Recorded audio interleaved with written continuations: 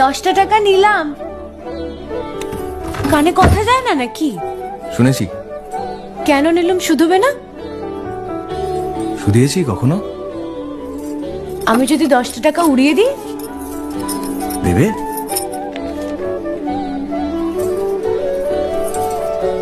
আমি তবে যাই।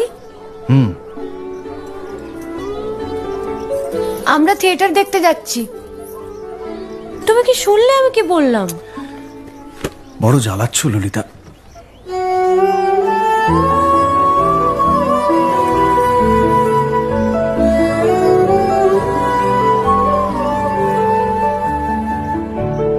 কি হয়েছে?